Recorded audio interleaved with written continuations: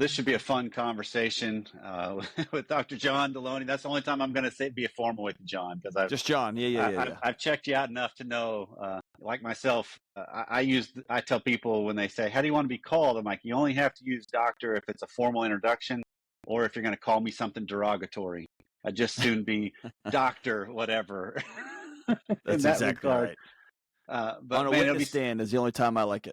Well, that would work too. But it should be fun conversation because I know you dive into the world of just helping people. Just with the show you've got, the history you've got, that just rings so true that your whole mission is largely, how do I just help people? And I guess one of the first questions, because people may not know this, is how did you wind up doing what you're doing now? Man, probably my old man my dad was a homicide detective and a SWAT hostage negotiator in Houston, Texas. And I just have some very vivid memories as a kid of something happening downtown Houston and my dad putting on his bulletproof vest and him heading into the situation that everybody was heading out of. And that's just those early memories. You just think like, I guess I'll just do what that guy does, right? And instead of like doing front end alignments, my dad went and kept people from jumping off buildings. And so you pick that up. And as a kid, when you get in trouble and your dad's a hostage negotiator, you either learn some skills or you just get squashed every time your dad gets upset. So it was tough to get away with anything. The other thing he did, and I just told him this a few years ago, which is funny. I'm in my 40s now. We went to a fairly large church there in Houston, and people from the community were always calling. There was no Google. There was no therapist on every corner. Mm-hmm. And even ministers, if you will, they were preachers, right? There was not like a 72 staff greeting minister or whatever. And so my dad would take this phone. He had probably a 50-foot cord on it because back then some of your listeners weren't even alive yet, but the phones were attached to the wall. And he would pull the cord into his closet. It was a very small closet, but he pulled into the closet and he shut the door. Well, that closet backed up to shared a wall with my bed. And so I would lay there, and at a very young age, for years, I would eavesdrop on these conversations that my dad was having with just community leaders, people that I would see in town, and be like, oh, I know your family's blowing up, or this guy's just got out of jail. And so I learned at a young age, you be quiet.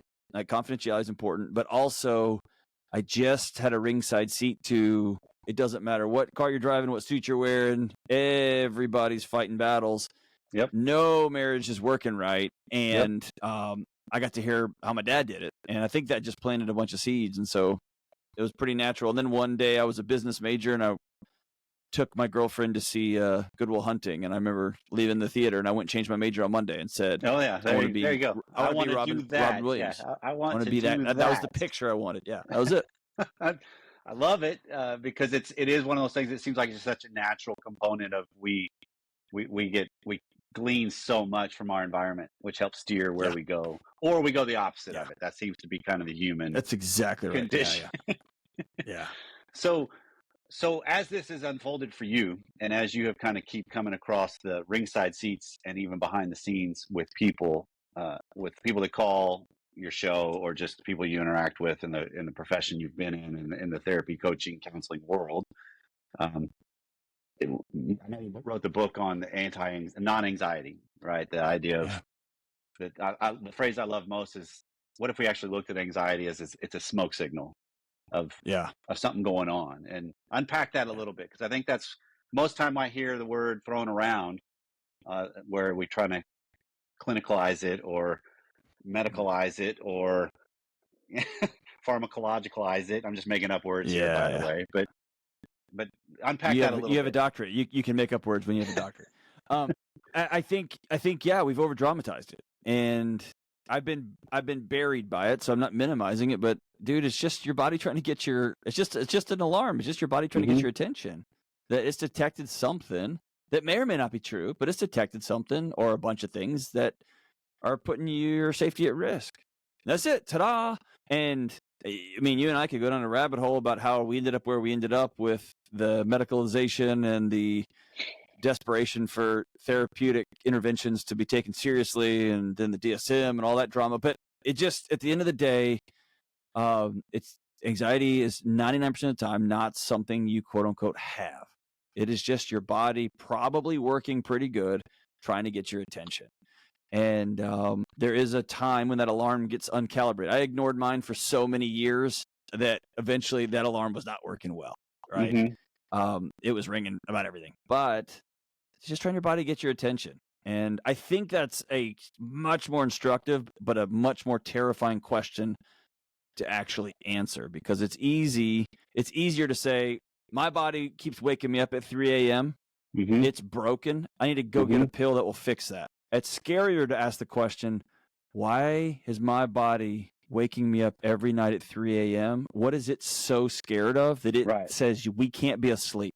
Is it my marriage? Is it my job? Is it my finances?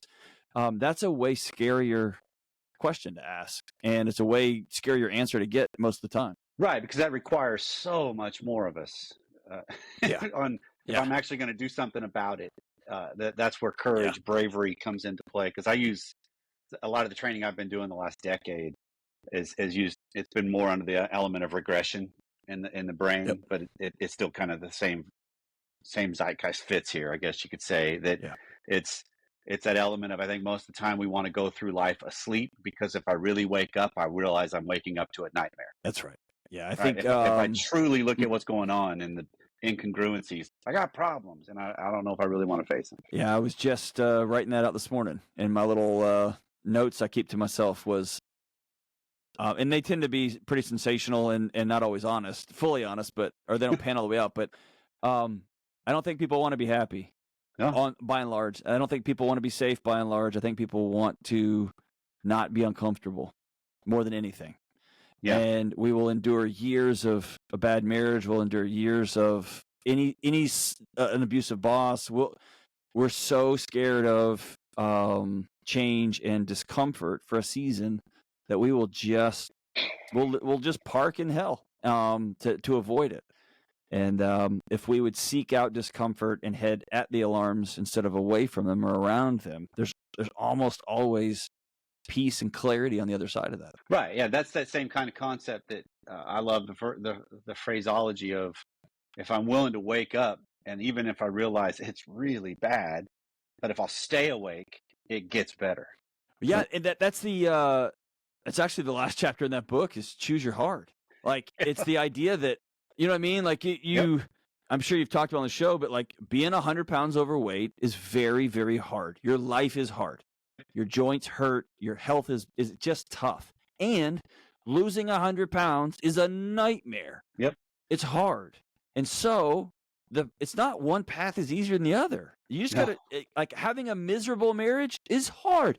Talking about your miserable marriage is hard. It's not like you get one is easy and one's not. So you choose the hard that at the other end of it will give you the life that you actually want. Not this misery, quiet life of desperation, and then you die. Like, right. Well, that short, also, man. That ties into because you make in the book the idea of the 6 daily choices, and one of those is belief. Believing in something, and that could be a lot of different things. I often kind of, in a therapeutic realm, get into this idea of what is it they really hold dear. Yeah, because it's typically something outside of themselves. That's the healthier way, in my opinion. We can't have I hold dear just myself. At least if you're honest about that, that's a better path. Well, so I'll just, like, my bias, disclosure. I'm a Christian guy. Okay, that's my family. But I didn't take that tact with this. In fact, I avoided this chapter as much as possible, and I just wrestled with it. I put the book down for a while because I didn't want to write it. But I can't find a secular psychology study that doesn't land somewhere on people who are plugged into something bigger than themselves. You can call it a higher power, whatever you call it, have better everything. Every statistical outcome is better.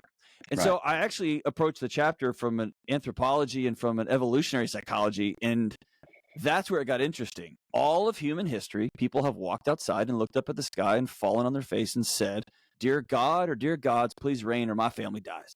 That's it. And in the last 150 years, we learned how to plumb our house with PVC pipe, and we got real arrogant, right? And And now we think we push a button on our phones and food just shows up. Like, that's plagued humanity forever. We're like, ta-da, some kid in a skinny jeans and a little mustache shows up, and here's your Jimmy John's, and we think we can cut ties on everything. And I think in our nervous system, the idea that we can carry the weight of the universe, or in our nerd world, we can be self-actualized. Right. I think our bodies know the self can't hold. The center can't hold on that argument. And so we've pulled the string on every faith orientation and every higher power that we have, and we're untethered now. And I think everybody's anxious. Everybody's burning. And and this is not, it's not religion specific, man, but you better plug into something bigger than you, or you're going to have an anxious, untethered body, because your body knows that you can't carry the world. Right. And so that's when you start to recognize, like, what your mission seems to a lot of times be, if I was to just boil it down, how do we face the incongruities that are going on how I'm acting, what I believe, how I react versus what are my values, because if you look at it on a psychological level, that seems to be a component that I don't even recognize it, which then plays itself out like you're describing as anxiety is a point of like, hey, there's something off. There's something amiss here. There's something not right, either with me or my system and what's going on around me. Well, it's the way I've been phrasing it to myself is just developing a new third way. And like, if everybody for 60 days would just be curious about why they're doing what they're doing, I think you transform society from the inside out. It'd be a pretty stark, it'd be throwing the car into reverse on the highway transformation, but it would be a transformation because here's the deal, man. Alcohol works. Pornography works. It distracts you from your exhausted, lifeless life. It works until it destroys everything. Cocaine works until it kills you, right? And so we are so focused on these things, these behaviors, the anxiety, the depression, the OCD, the pornography, the alcohol. We don't stop to say, dude, what is happening in your life that this is the best way your body has figured out how to do life? Right. And I think if our schools approached that way, if our churches approach it that way, if our civic stuff responds, went after those questions with, my goodness, man, pull up a seat and get some nachos, dude. Like, how is it that, like, it's easier for you to blow up your marriage and somebody else's than it is to look at your wife and say, we have to build something new. I can't keep doing this. Right. Like, why? How's that harder? And then if you get there, it's a skill set issue. It's a tools issue, man. Everybody wants to be able to sit down and tell their husband or their wife, like, I need sex to be different. I don't know how to do that. Well, man, that's a tools issue, dude. Let's figure that out, because that's that's easy. That's much easier than 2 years in divorce court and your kids hating you, right? Yeah. Okay. And that's what's so interesting, because it is a tool set issue, but it also is one that it then comes down to, the way I hear this, John, is we all attempt to make sense of our world by blaming or getting other things around me to change. So I think I'm communicating just fine. Like, hey, I need sex to be better, which is code for you need to up your game, girl. Yes. you Entertain. need to do different for me, rather than I need to take account of what's my culpability in this thing. What's my part in this? Because that's where we get so mixed. And over the years of Sexy Marriage Radio, some of my favorite emails are the ones that come in and say, you know what, I found you, I listened for a month or two, and I hated you initially because I wanted you to fix my spouse. And you kept just pounding on me. That it's about me. And that's what seems so difficult to get us to recognize as humans in some ways, that I'm my own worst enemy a lot of times. Yeah, but and again, I'm not one of these guys. I don't think my government can't fix potholes. I don't think we're capable of these long-term strategic, let's destroy society. We're not that smart. We're not that good. Right.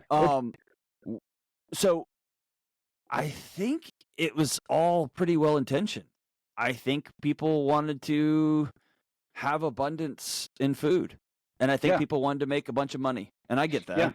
And I think that man, I really like my dishwasher, and I like leather seats, and I like air conditioning, and all of those things happened really, really quick on a timeline. Yeah. And then all of a sudden, I kind of ran out of things to be quote unquote uncomfortable about. So I started focusing on my feelings. And well, when you do this, I'm uncomfortable and you're uncomfortable. And then in 5, 10, 15 years in a generation, like one decade, we lost the skill set to be uncomfortable. Right. And now I need you to fix everything about you because you make me uncomfortable. And you need to be weirder when we're having sex. And you need to be more this. And you need to be more this. And that's like, I don't have, it's the same with kids, right? You've seen this stuff. Like kids, that sounds awful. 18 to 25-year-olds are having the least amount of sex in recorded human history. Well, they've seen 1 million sex acts on their cell phones between the ages of 11 and 18. Right. They have never had to be that uncomfortable, burn a whole movie just trying to hold hands, right? You know, remember that? Like, touch fingers and then like slowly move your hand over. But that's uncomfortable. Or am I going to kiss? Am I going to kiss? So much easier just to push play. Right? Yep. And so we don't have the tools to be uncomfortable. And any sort of relationship requires discomfort. And so I just blame everybody and point fingers, and it's your job to make me feel okay. Right. And we just set our culture on fire. And that's where, as I'm hearing this, John, that's where it gets exponentially harder in a longer term relationship, because I got enough data to know if I try this, it's going to get met with whatever. Or if I speak up about this, they're not going to like that. Or because it's based on actual data that was true at the time, but we can push that out. 15. I hold my wife responsible for things that went on in my mind 29 years ago in our marriage. Oh, dude, how many of us put our loved ones in a movie they didn't even know they were cast in, and then we get mad at them for not knowing their lines, right? Yeah. We like you're in my movie and you didn't say this right 20 years ago. Right. Like, good grief. Right. And what's even crazier is if a 20-year-old came to us and said, hey, last night my husband or wife said this and I responded this way, we would say with compassion, oh, dude, that's all right. Like, you're going to mess up. It's okay. But our nervous system puts a GPS pin in that. They're the bad guy. They've got to fix, solve. And it's just not how it works, man. Yeah. And I'll keep that as an anchor that's so true rather than what has evolved and who they are. Well, it's like our wallets. My wallet has a Waffle House gift card in it, like a Cracker Barrel gift card. I keep it just in case I need to play it one day, right? We keep those things in our wallet. Like, but remember that time and all it does is it makes me have back problems because I have a George Costanza wallet now. Oh, it's that's like a good reference. Yep. So thick, right? So dumb. And all my friends have these rad little thin wallets because they don't carry all the junk I carry. Right. And I think that analogy works for our marriages, man. I love Esther Perel. I always butcher the quote, but that most adults have 4 or 5 great loves in their lifetime. And if they work really hard, it can be with the same person. Yep. I love that. And so thank God my wife is married to a different guy than she married, because that guy was an idiot. Yes. An idiot. Speaking to the choir here. Well, and the wife I'm married to now, dude, is so much cooler than the wife I married. Right? Yeah. Like at every level. And so that's awesome. That is something to be treasured. And I can't wait till next year. We're going to have a high schooler for the first time. High school was, I pretty much peaked at 17. It's been downhill ever since. And high school was miserable for my wife. So her alarms are starting to slowly ring. They're starting to slowly ring for me. And so we're going to have to build a new marriage. We've never been married and had a high schooler before. We've never done that. And so now I'm excited about that, man. That's super fun. Now, depending on how edgy or shock value-y I want to be, I often talk about Pam and I we're on our 5th marriage. Yes, exactly. Because that's what it is. And Pam, usually if she's in the audience, like, we're with each other. And actually it's one congruent marriage. It's not 4 divorces and we're on our 5th try. But it is true that if you look at the arc of a relationship, it absolutely will evolve. I have to just make sure I'm doing enough awareness and work to keep up, because it's so easy to hold on to old things like you're describing. And I have come to understand that I'm going to end up there whether I want to or not. And it's easier if I'm driving there than getting dragged behind a car there.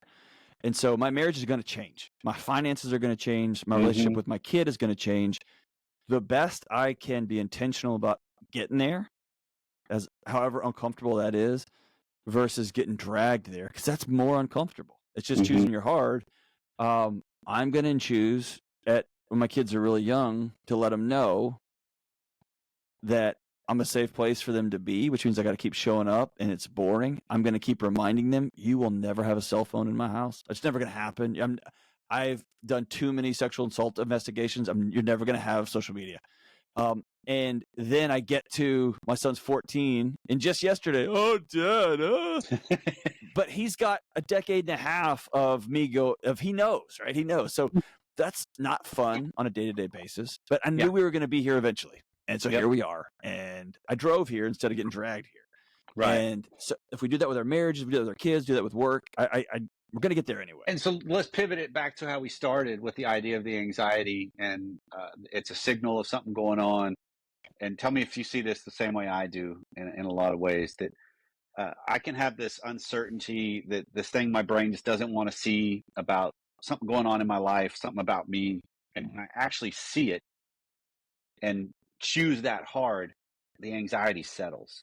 It's a different kind of fear or uncertainty or insecurity that comes along with it, but it's not this taking over my life as much as it is, okay, wait, because when we know what I'm facing, I can usually address that so much better than this, I don't even know what's going on. Well, there's that old I'm close buddy that just rotated off the SEAL teams a couple years ago, and man, I've just picked his brain to see if the things that I've seen over the last 20 years working with people and my own experiences and research, if it backs up in the most extreme situations. And man, like, those guys are nervous. Those guys are in the wildest situations, but they're not anxious because they've trained a lot, and they're in the driver's seat of their own life. And I always go back to that William Glasser, the total control car, that image. And I love it. He's an old psychiatrist who swore off psychiatry, but this idea that, like, if you will drive your own car, your body, no matter what situation you're in, you might be nervous, you might be uncomfortable, you might be frustrated, angry, filled with shame, but you're not going to be anxious. Right. Because you're driving. And it's once you make a budget and you realize, oh my gosh, I'm out of control. Or when you sit down and tell your husband or wife, I feel like I'm not alive in our marriage anymore. I want to build something new. That's scary, but you're not anxious anymore. Right. And man, you can solve a lot of problems when you're driving your own life. Right. And you can't drive anybody else's. That's the other thing, is you can only be in one car, dude. Right. Yeah, that's the phrase I use. Is a lot of times we think marriage is we're both in the same boat, but in reality we're in boats alongside each other, and I can't reach over and steer their boat under the name of love, because it's not love. No, it's that dad and the teen driver screaming in the passenger seat, like, hit the brakes. Like, there's no love there. No love there. No, that's not it at all. So, okay. So, well, John, this has been a blast. We could probably keep going and nerd out, as you would say, for a long, long time on this stuff. So, I don't get to talk to therapists and fellow nerds. So thanks for your hospitality, man. That's awesome. Anytime. So, just so people are aware, how's the easiest way to find you? I'll put all this stuff on the show notes too, if you're listening, and don't take notes while he's telling this. If you're driving, just be mindful of those people around you. But you sound like my wife. Find you? After only after you've listened to the latest episode of the Sexy Marriage Radio podcast, then you can find my show, the Dr. John Delony Show, and it's like old school. Professor Crane, not Denny Crane. What was it? Kelsey Grammer. What was that show back in the day? Oh, well, Frasier was. Frasier. That's Frasier Crane. The name of the show. It's like the old Frasier Crane show, or old, Dr. Phil stuff. Like, people call in and we figure it out live. And you can buy my books and everything anywhere you buy books. Perfect. Well, man, thank you so much, and blessings on all the work and the impact you get to have with everybody, man. You too, my brother. Thank you for taking care of these families out there, and keep Dallas from going full Dallas. They need a little more weird. They need a little more weird. I'll see what we can do. They need fewer fitted suits and fewer lights under the car. We don't need lights under the car as much. Well, that might be a losing battle the way it's been going. So. Well done, man. All right, man. Thank you, my brother. Appreciate you.